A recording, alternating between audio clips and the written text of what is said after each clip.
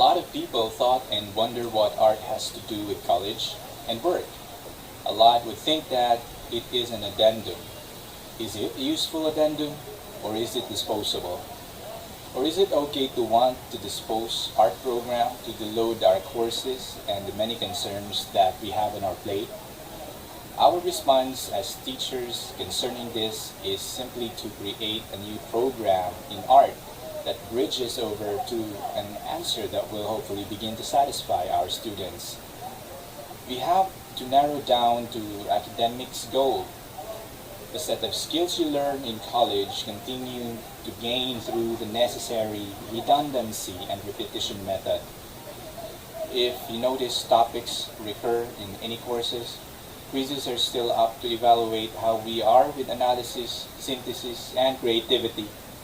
Even research recurs a lot every semester, and they're not ordinary library work but a structured writing, and writing is continually being tested as skill. The destination is the making of a bachelor degree holder. We want to make sure that we have enough exposure to complexity. Art had helped me personally deal with unexpected challenges in workplace. The tasks given to me are not always complete in terms of instruction, and most of the tasks in my workplace are general impressions of what the boss would want me to do, for instance, like creating a learning material that can be accessed offline. Before limping through the task, I know in my mind that my boss wanted me to figure out, float an idea, starting from nothing. I'm not a computer major, but I was able to present a proposal.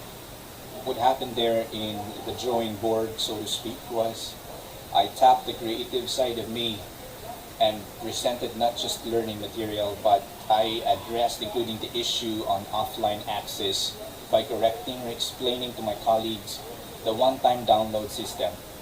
After all, the prospect is not completely offline, but students need to go online on schedule to download everything in a lesson or a chapter. A Google Drive package of learning materials using ebook format was the solution I proposed. However, the means of creating the content and the design and layout were not immediately available to me. I listed down the software and the devices that I can use to create both the text and the image in the ebook learning package. And to make the long story short, in designing and layouting the pages of the ebook, I was able to use the principles of design. Who would have thought that layouting and designing are part of teaching? All the processes to achieving the tasks required imagination and creativity.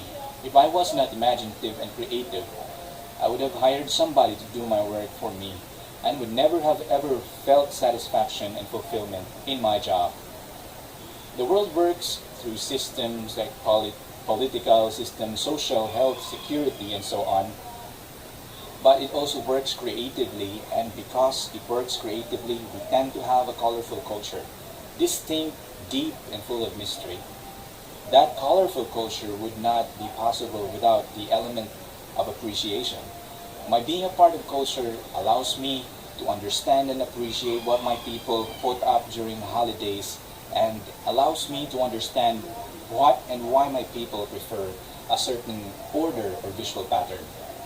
This is exactly the reason why we study art at par with academic goal. Apart from research interest, culture has to be lived for it to remain existentially alive. The mere thinking, for instance, of your lunch set in a European diner and the delectable arrangement of cutlery and materials they are made of would constitute the culture of appreciation of fine things. The ordinary experience of visual pleasure is such as sufficient evidence of art's influence in our lives. In going to work, I do appreciate passing through streets with modern buildings in IT Park, Ayala Business District, and the Manila Talamban Corridor. These buildings offer awe and sometimes extraordinary feeling of being transported into a world of cubes and shapes. Sometimes their sense of symmetry, asymmetry, bring a peculiar feeling of delectable unrest. These are the things that confront us every day, and as part of our daily ritual, we pass some structures such as the church, or places where we express our spirituality. We don't need to think we are surrounded by symbolic art, but we are aware that these artifacts help us contemplate. So being part of college and life, art serves the dual purpose of offering academic achievement and work preparedness, and the enrichment of life in the midst of cultural changes in our environment, perhaps the midst of existential crisis.